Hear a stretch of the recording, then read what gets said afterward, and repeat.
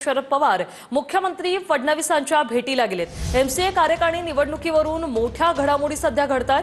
शरद पवार आणि मुख्यमंत्री फडणवीसांमध्ये कालही 2 वेळा फोनवरून संवाद झालाय आणि आज भेट होते।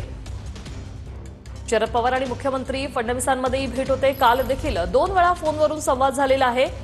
दिनेश दुखंडे आमचे प्रतिनिधी फोन लाईनवरून आपल्या सोबत जोडलेले आहेत। दिनेश, काय सांगाल? बघा, मुंबई क्रिकेट संघटनेची कार्यकारिणी निवडणूक 12 तारखेला म्हणजे परवा होते आहे आणि उमेदवारी अर्ज मागे घेण्याचा आज शेवटचा दिवस आहे आणि या निवडणुकीच्या निमित्तानं खूप मोठ्या घडामोडी घडत आहे।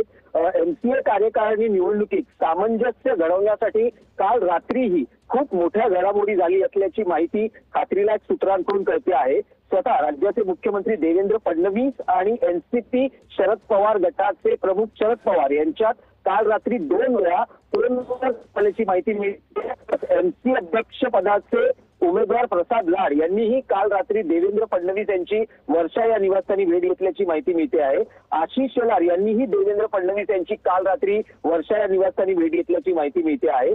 आशिष शेलार हे सुद्धा शरद पवार यांच्याशी फोनवर संपर्क साधून आहेत आणि स्वतः अजिंक्य नाईक जे एमसीए चे मावळते अध्यक्ष आहेत आणि स्वतः अध्यक्षपदात शरद पवार यांच्याशी संपर्क साधून आहेत। असं म्हटलं जात आहे की एमसीए कार्यकारिणी निवडणुकीत पडद्यामागे शरद पवार आणि देवेंद्र फडणवीस यांची युती असल्याची जोरदार चर्चा आहे आणि आज उमेदवारी अर्ज मागे घेण्याचा शेवटचा दिवस आहे। स्वतः मावळते अध्यक्ष अजिंक्य नाईक, प्रसाद लाड, मिलिंद नार्वेकर, विहंग सरनाईक, डायना एडलजी अशा अनेकांनी अध्यक्षपदासाठी उमेदवारी अर्ज दाखल केले आहेत। एकूण 108 जणांचे अर्ज या निवडणुकीसाठी आलेले आहेत आणि आज नेमकी या निवडणुकीत काय स्थिती असेल, काय समीकरण असतील याची स्पष्टता होणं शक्य आहे, कारण आज उमेदवारी अर्ज मागे घेण्याचा शेवटचा दिवस आहे। स्वतः आशिष शेलार यांची आग्रही विनंती आहे, शरद पवार यांच्याशी युतीत निवडणूक लढण्याची त्यांची इच्छा आहे।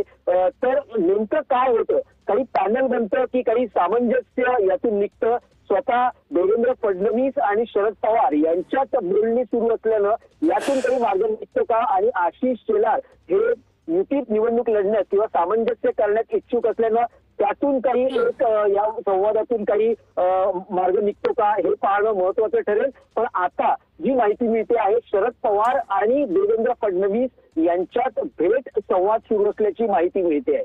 नक्कीच, धन्यवाद दिनेश, तुम्ही दिलेल्या या सविस्तर माहितीसाठी।